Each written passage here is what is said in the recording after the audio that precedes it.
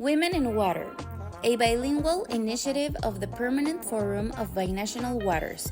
In this podcast, we are dedicated to empowering women, challenging stereotypes, and delving into essential water issues. We highlight the knowledge and experience of women committed to our environment, especially in the border region between Mexico and the United States. Hear from women in politics, activists, businesswomen, teachers, scientists, and many other professionals who share a common purpose. Water unites us. Hello, everyone, and thank you for joining us for another episode of the Women in Water series of the Permanent Forum of Binational Water.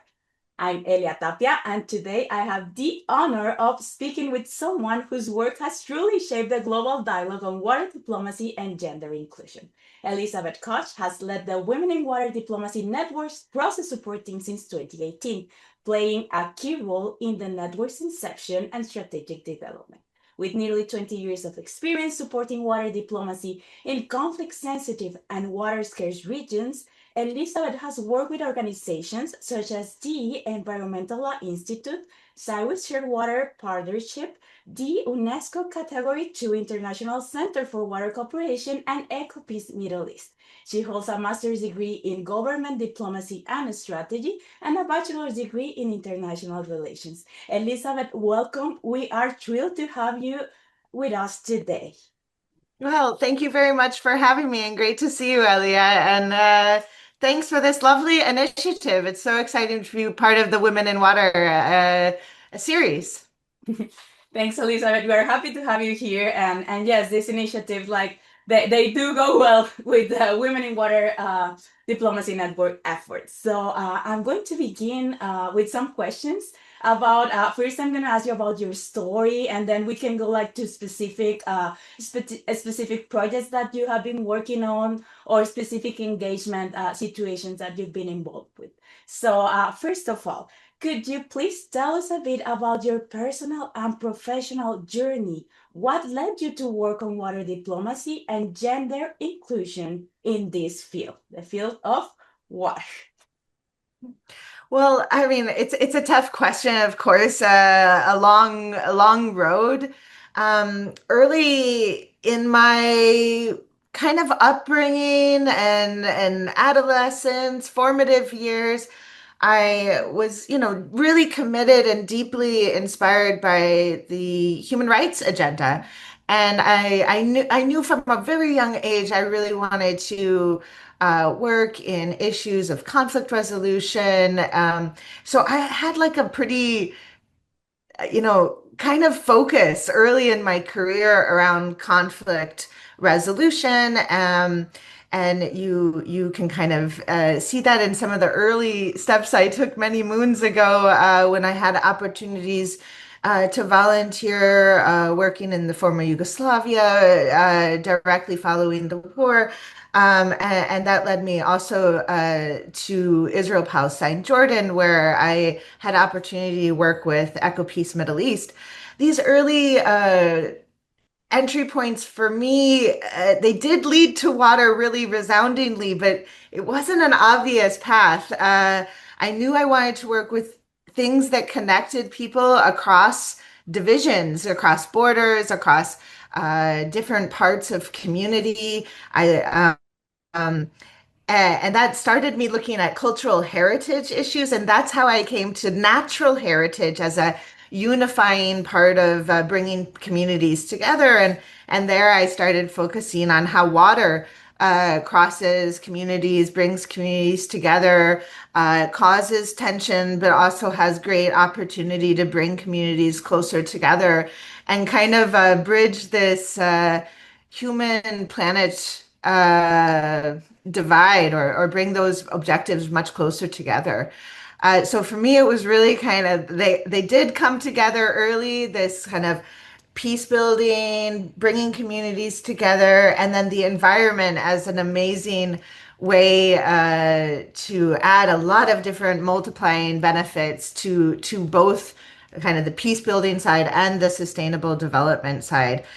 I didn't, as while I'm always been committed to equality, I guess I wasn't focused on gender equality until maybe the last, I don't know, decade of my professional development. And I'd say that piece came to me later in life, really through just real experience of just many rooms talking about water, peace, and security issues, and those rooms really lacking many different types of voices around the decision table.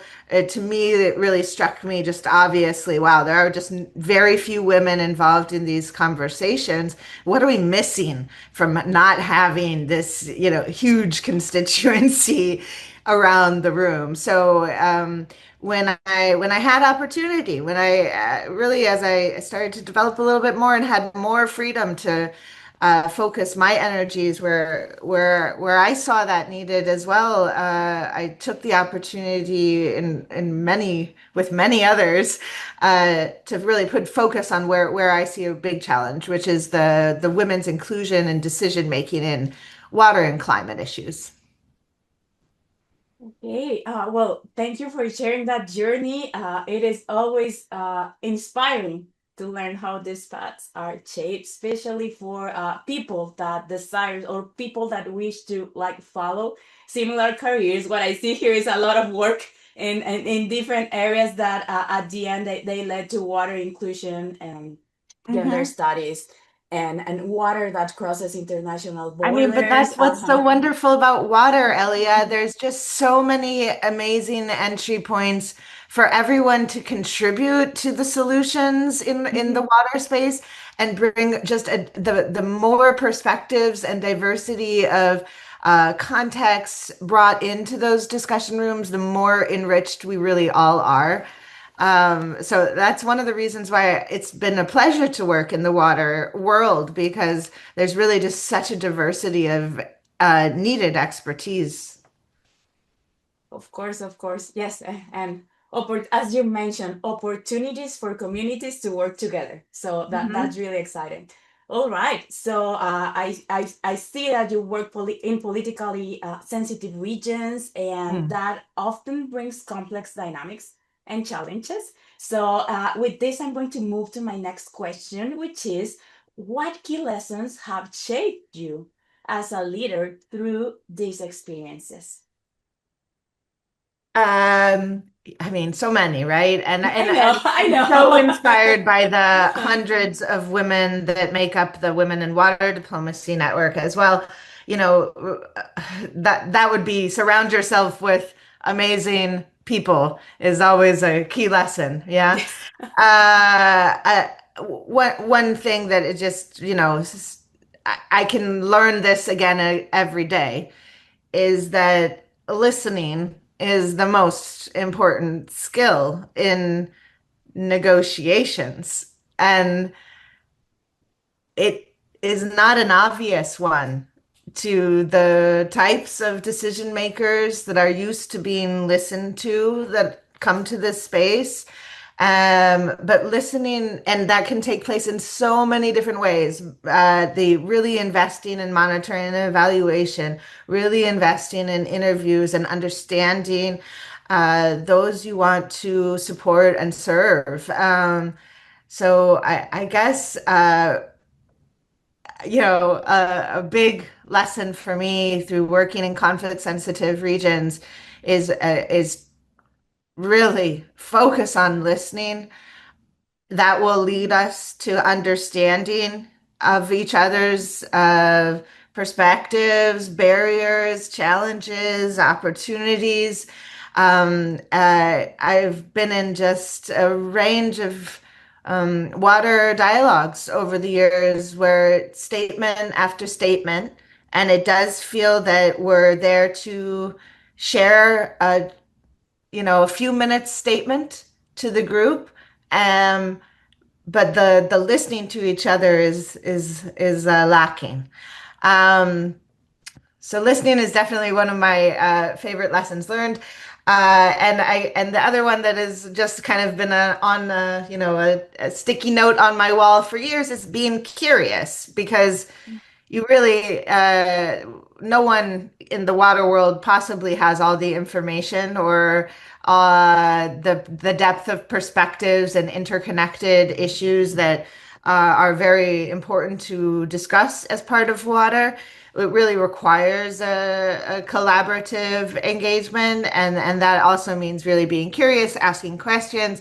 I think if we come at it with this state of really enthusiastic learning, we we we are able to make progress in exciting new directions.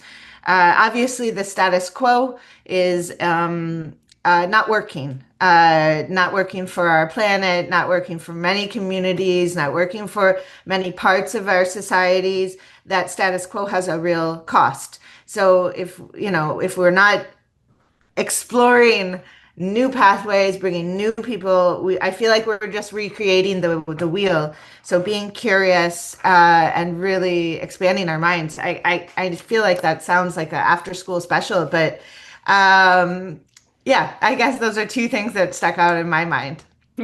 All right. Well, thank you so much for this reflection. I hope our viewers are taking notes. I'm certainly doing it for myself. I'm like, yes, I have to listen. I have to be curious.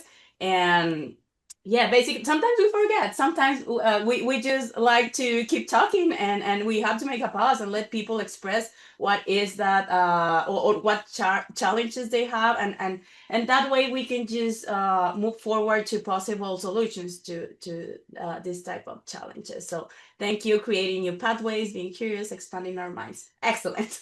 Those are my notes. Okay, so now I'm going to shift to the international stage. You recently participated in both the UN the UN preparatory meeting in New York. This was on July, I believe, July this year, and also the 2023 UN Water Conference stakeholder brainstorming session. So I would like to know, we would like to know, what message did you carry with you into those spaces? Yeah, with pleasure.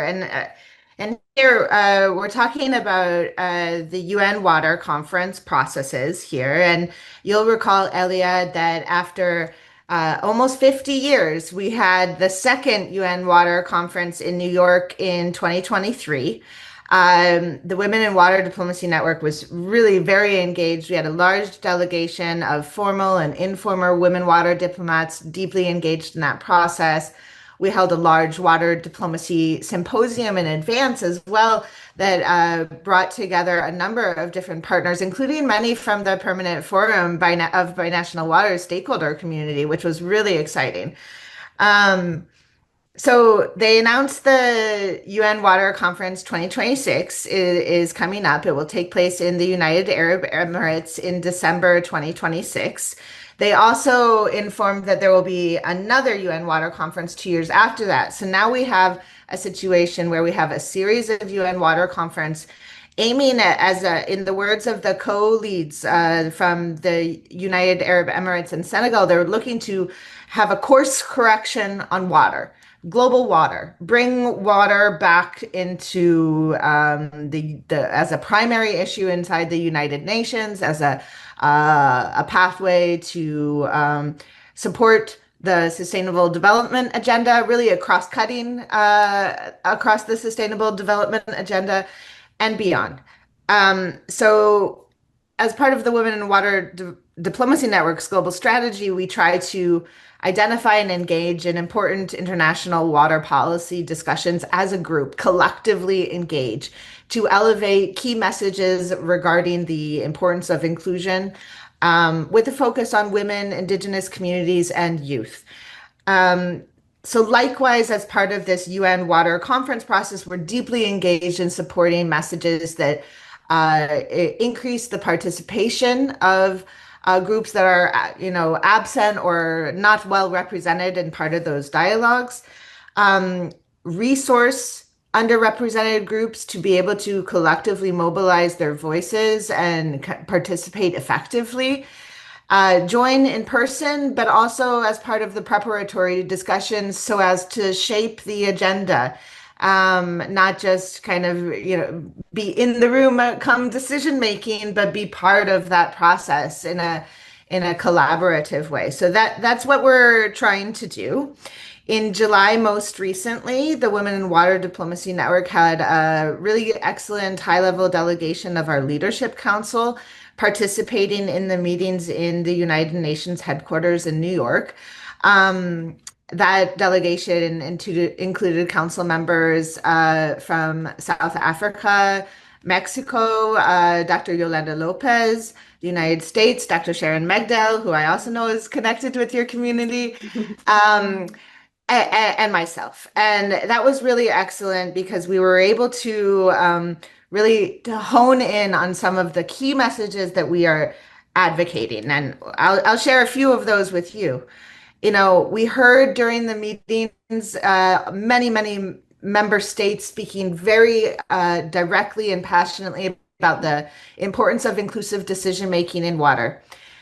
We would like to see the conference organizers embrace that in a methodological way, track, collect disaggregated data on sex and age and other issues so that we can understand how they are doing in meeting their goals. So we really welcome all expressions of support for inclusive water decision making. And we'd really like to see, exactly how that will be measured, met. It won't happen without support. Again, the status quo will not lead us there. It will take intervention, resources, energy to change the status quo. And so we're saying the words, of course, are welcome, and the actions will speak well beyond the room if we're successful.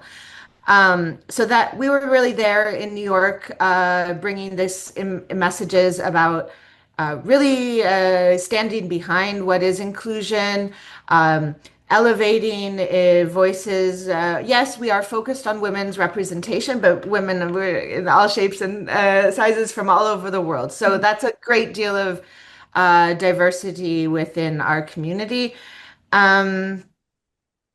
Yeah, I'd say, I mean, that there will be other meetings as part of the preparatory process upcoming in Geneva in October, and again in Dakar, Senegal in January 2026. So those are additional milestones in which your community members should get involved in those discussions. We'll be hosting the Women in Water Diplomacy's third Global Network Forum in advance of the UN Water Conference in the United Arab Emirates. That's something we're looking to partner with a large umbrella group of organizations. So, if your listeners and community members are interested, please reach out. We really do believe that we're stronger together. We won't have everyone in the room, but we'll do our best to have consultation processes so that when we do speak in the room, we can speak with a broader voice than any one of ours. Excellent. Thanks, Elizabeth. I think that, I'm like, thank you so much for all this announcement, because it's important to be aware of what's going on. So yeah, that, and of more course people can our attend to communities are this. so interlinked, and there's there's just so much more opportunity when we bring out various initiatives together. Yeah. Yes. And I think that the work that you do is really valuable. I see that you are, or the network, they're trying to make sure that more voices are included, especially those that haven't always been in the table. So that's really important. That's what you mentioned, just a summary. That And should have been on my key lesson list. That is one of my key lessons, is to look around the room, say who's not in this room. That's always like the easiest easiest question to ask yourself early in the process when you want to make sure you're not missing any key constituencies. Exactly. And also, as you mentioned, I'm just quoting you. As you mentioned, it's not only about being there, it's actually being there and also help to shape the agenda. If we want a real change, right? So I Yeah. hope I'm understanding well everything you're You saying. are. You are. I mean, no one expects any single conference convened by anybody, including the United Nations, to make the world, like everything shift with regards to water. Mhm. We know this is a journey. We're Mhm. walking together. We need to, take these important steps, challenge the status quo, continue to push for our shared objectives, and do so in a coalition of willing partners. So there really is much to do. The challenge is so great right now. Yeah, so there's just no shortage of places to put your good energies. Excellent, excellent. Well, thank you. I'm going to move to another question then. I'm going to turn to the work that you've led more directly. It has to do as well with the Women in Water Diplomacy Network, but I would like to know, how has the network evolved and what impact have you seen in regions such as the Nile Basin and Central Asia? I mean, the network has been on its own journey for almost 10 years now. The network was initiated as a project at the Stockholm International Water Institute in 2017 in the Nile Basin. Since those early days, it's really evolved with complete leadership of the network members, really those founding members from the Nile, bringing together their community, shaping shared objectives across difficult circumstances, and saying, this is important. We need to share our approach with other communities. In 2021, the Central Asia Afghanistan sister branch was initiated. And that was really another major milestone for us because we were able to kind of have two communities that could interact, exchange, look at issues in each other's regions and basins from different perspectives, both geographical perspective, but also expertise in thematic areas of perspective. And in the next year, 2022, we launched our global strategy. And that was really an invitation to regions and basin communities around the world to join us. And wow, did they? um, so after the global strategy was launched, new communities started to develop in Southern Africa, North America, where we first had a chance to meet, and Latin America.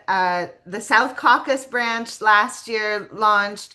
And new communities under development elsewhere. So it's really grown to a global community.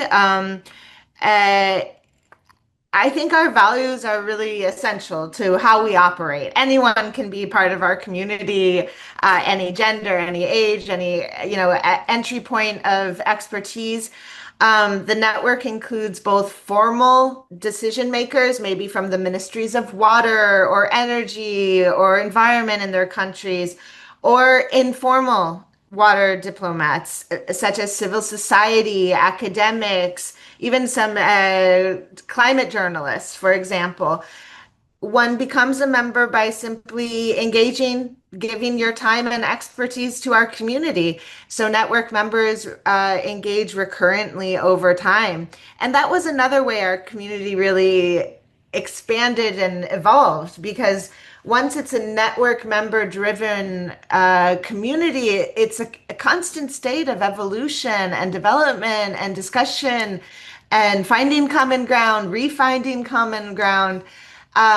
So yes, our community has grown from like a group of 30 amazing women in the Nile to hundreds in more than 50 countries, all working collaboratively to improve gender equality in water cooperation, water diplomacy issues.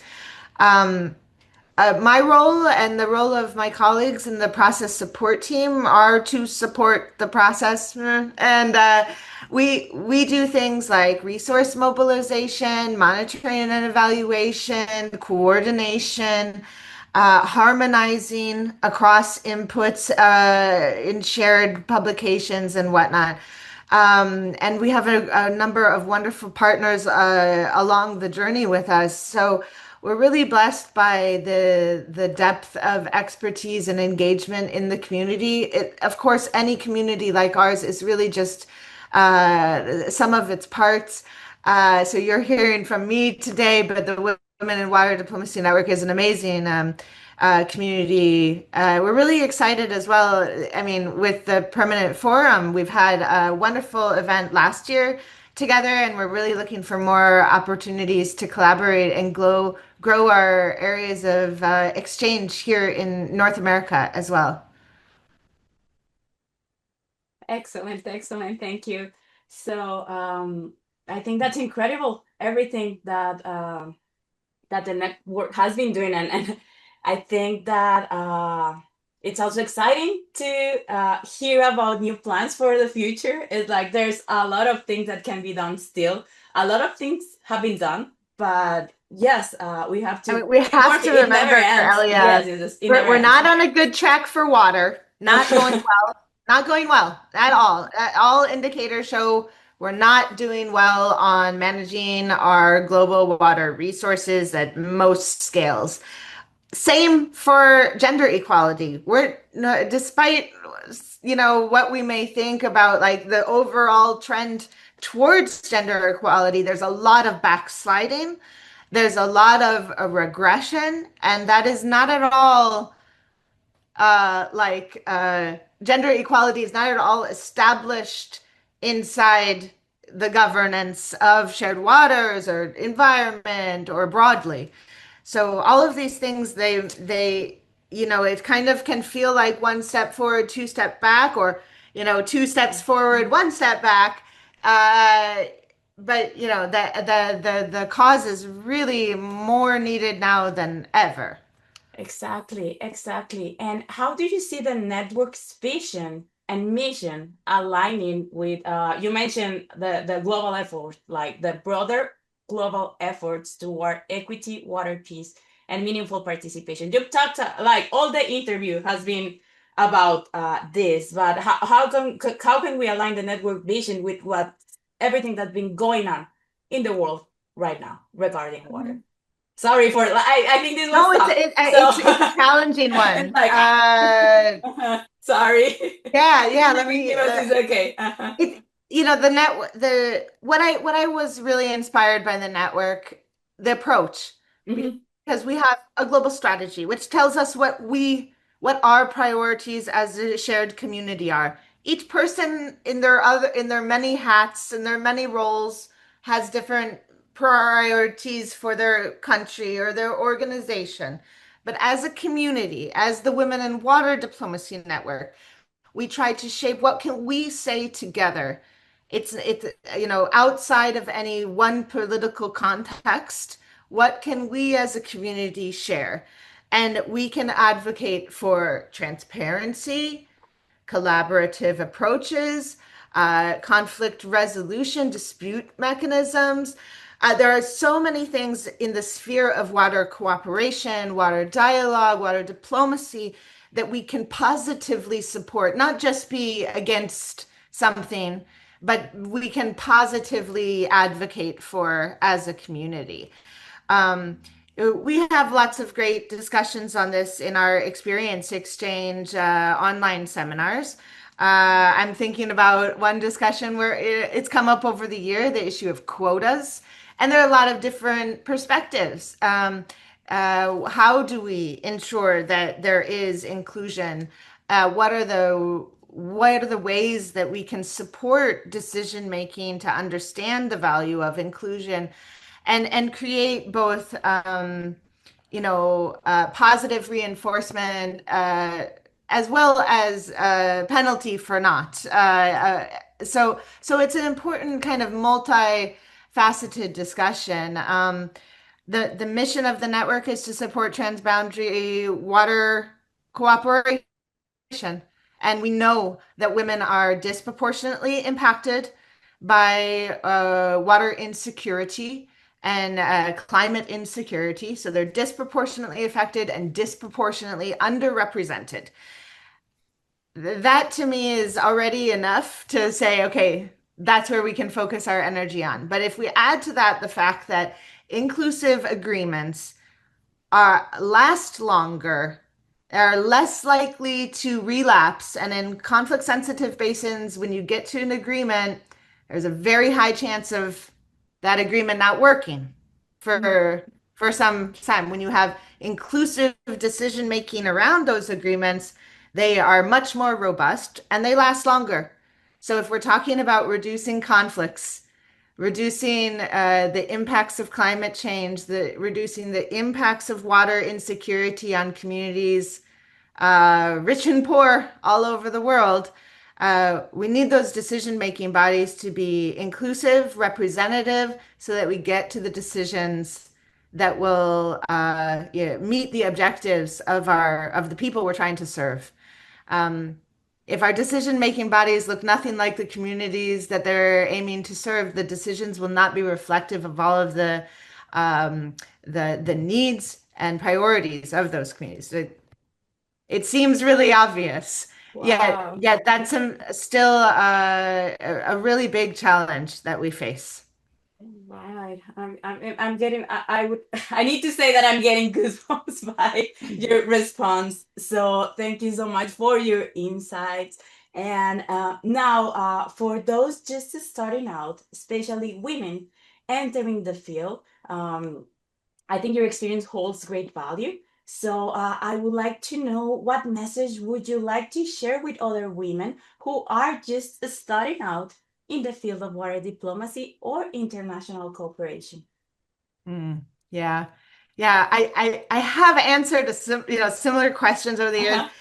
and I think back to myself. I was quite shy.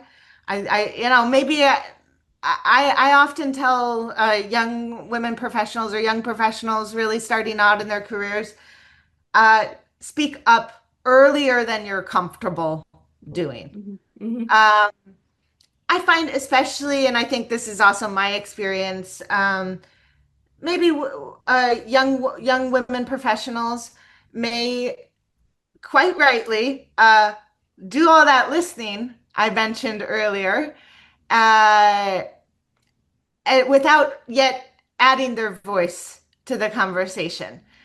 And I know that I was hesitant too because I was learning.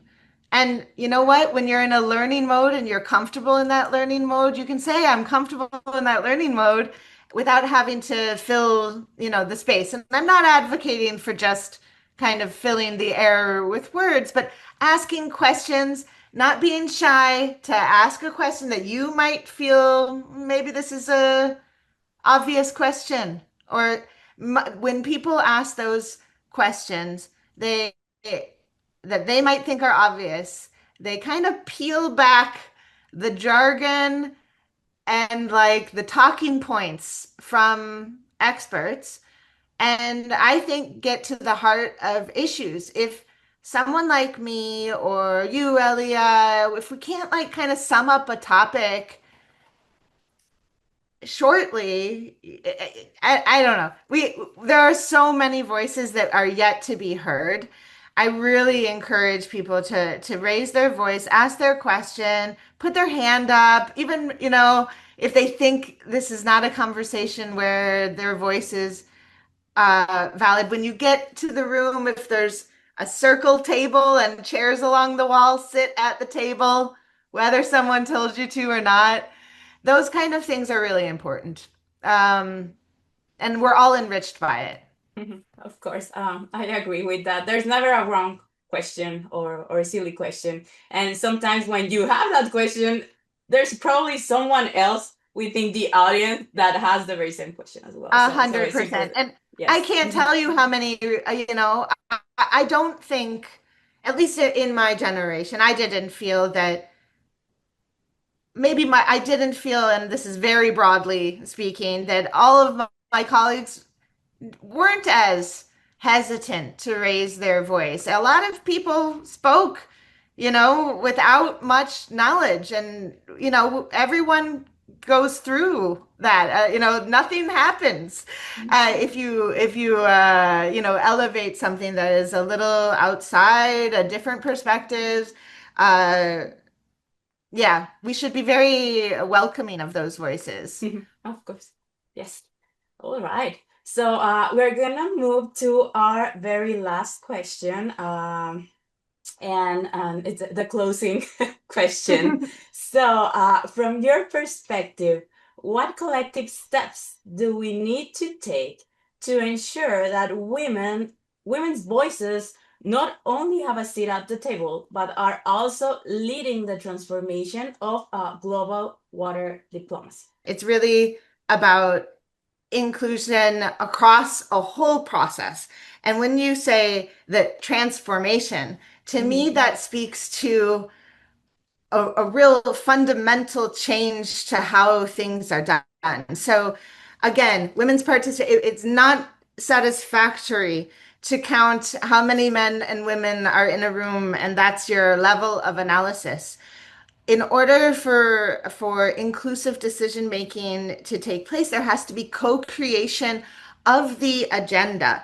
How, like, from the deepest meaning, it's in, it's not enough that women, indigenous leaders, young people are part of this UN water conference. We want local perspectives on understanding water governance, collection of water data, what Earth observation data means. These things should be discussed with a variety of stakeholders so that other types of perspectives can be built into how water is managed and governed at a more fundamental level. We really do believe in the network. When we're talking about women-led water diplomacy, we're creating new methods of trust building, new methods of cooperation that speak to the fundamental things that bring us together. The experience, obviously, of being women, often caregivers and mothers and experts. These are multifaceted perspectives that are brought to the table. And I think some of our Indigenous sisters in the network would speak also about the value of Indigenous science to contribute to water governance as it's in its own right for its own level of expertise. And it's similar, I think we see that with young people. Bringing voices and expertise and perspective of young people into the conversation. It's not just morally correct, but it is strategically valuable to the types of decision making that we are aiming to create. So I think one of the main things I'd like to get across to your listeners is that inclusion is not just the nice moral thing to do in processes related to water, environment, really anything, but it is the strategically successful, more effective approach to decision making. And we definitely see that in the water sector, but we have a very much longer way to go. And that's why I think the coalition building in the water sector is so important, because we must act together in order to reach the types of collaborative, sustainable water solutions that our communities all over the world are really needing today. Wow. Wow. Thank you so much for your thoughtful responses and also for the powerful work that you continue to do. Again, it is an honor. It's a really, really honor to have you here today. I know that your words today, they will definitely inspire many others to come. So thank you so much for that. To our viewers, thank you so much for joining us. Stay connected with the Women in Water series from the Permanent Forum of Binational Waters. Thank you so much, Elizabeth. Thank you. And we look forward to sharing more voices with you soon. So thank you so much. Women in Water, a bilingual initiative of the Permanent Forum of Binational Waters. In this podcast, we are dedicated to empowering women, challenging stereotypes, and delving into essential water issues. We highlight the knowledge and experience of women committed to our environment, especially in the border region between Mexico and the United States. Hear from women in politics, activists, businesswomen, teachers, scientists, and many other professionals who share a common purpose. Water unites us.